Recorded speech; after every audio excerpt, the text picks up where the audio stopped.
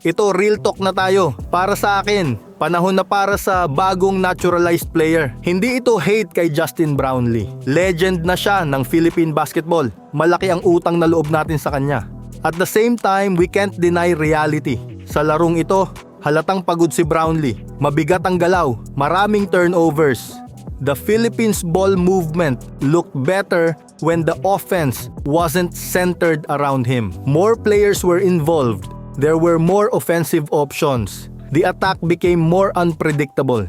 At yun ang gusto nating makita sa national team. Kung ako ang tatanungin, hindi na dapat ipilit si Brownlee sa susunod na cycle. Panahon na para mag-transition. 38 years old na si Brownlee. Hindi na niya kasalanan kung ganun na ang performance niya. Father time na ang kalaban niya. Kaya nasa coaching staff na ang desisyon kung panahon na bang mag-move on. Sabihin ko ang totoo, baka mas nanalo tayo kung wala si Brownlee sa larong ito. Kung ang naging rotation ay sina Mike Phillips at Carl Tamayo o Justin Baltazar, baka mas naging maganda ang laro natin. At evident yan sa mga tune-up games natin. Mas unpredictable kasi ang Gilas kapag hindi umiikot ang laro sa iisang player. Panahon na para sa mas bata at mas athletic na naturalized player na kayang makasabay sa bilis at physicality ng international basketball.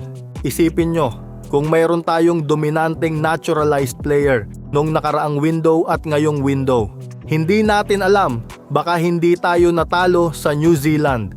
All in all, maganda ang performance ng Gilas. Pero sana, hindi na tayo laging nauuwi sa moral victories. Winnable ang larong ito. Pero hindi natin na-close ang laro dahil sa mga lapses at crucial mistakes sa end game. Sayang. Iniisip ko lang guys, bagamat hindi pa tapos ang qualifiers, paano kung hindi tayo makapasok sa World Cup? Baka sa huli, babalikan nating lahat ang laban kontra New Zealand at isipin na yun ang naging turning point. Ang larong pwede sanang nagpabago sa buong kampanya natin.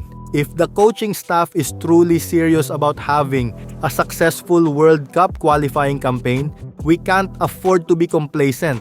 We have to give everything we've got and address the issues that need to be fixed. They're all doable. Let's not get complacent. Because I can already imagine it. If we fail to qualify for the World Cup, it will just turn into another round of blame and finger pointing. Marami tayong positibong nakita sa larong ito at sana ay magsilbi itong aral para mas maging handa ang Gilas sa mga susunod na laban.